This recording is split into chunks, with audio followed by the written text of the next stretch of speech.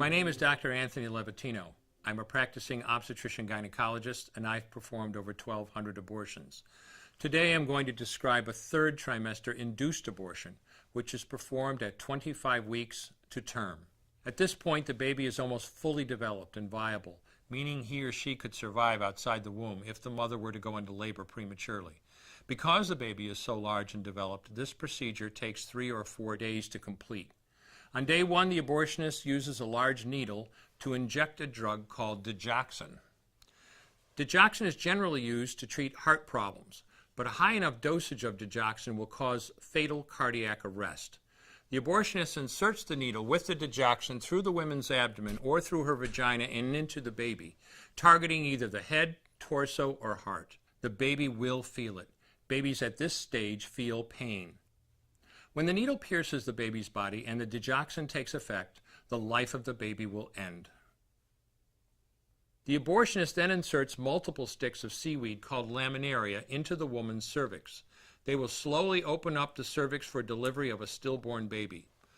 While the woman waits for the laminaria to dilate her cervix, she carries her dead baby inside of her for 2 to 3 days. On day 2, the abortionist replaces the laminaria and may perform a second ultrasound to ensure the baby is dead. If the child is still alive, he administers another lethal dose of digoxin. The woman then goes back to where she is staying while her cervix continues to dilate. If she goes into labor and is unable to make it to the clinic in time, she will give birth at home or in a hotel. In this case, she may be advised to deliver her baby into a bathroom toilet. The abortionist then comes to remove the baby and clean up. If she can make it to the clinic, she will do so during her severest contractions and deliver her dead son or daughter. If the baby does not come out whole, then the procedure becomes a D&E, a dilation and evacuation, and the abortionist uses clamps and forceps to dismember the baby, piece by piece. Once the placenta and all the body parts have been removed, the abortion is complete. Late-term abortions have a high risk of hemorrhage, lacerations, and uterine perforations, as well as a risk of maternal death. Future pregnancies are also at a greater risk for loss or premature delivery due to abortion-related trauma and injury to the cervix.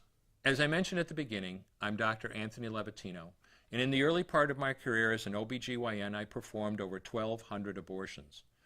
One day, after completing one of those abortions, I looked at the remains of a preborn child whose life I had ended, and all I could see was someone's son or daughter. I came to realize that killing a baby at any stage of pregnancy for any reason is wrong. I want you to know today, no matter where you're at or what you've done, you can change.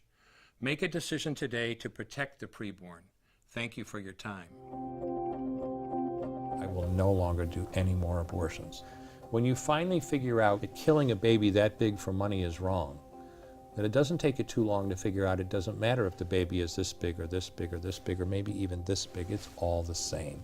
And I haven't done any since then, and I never will.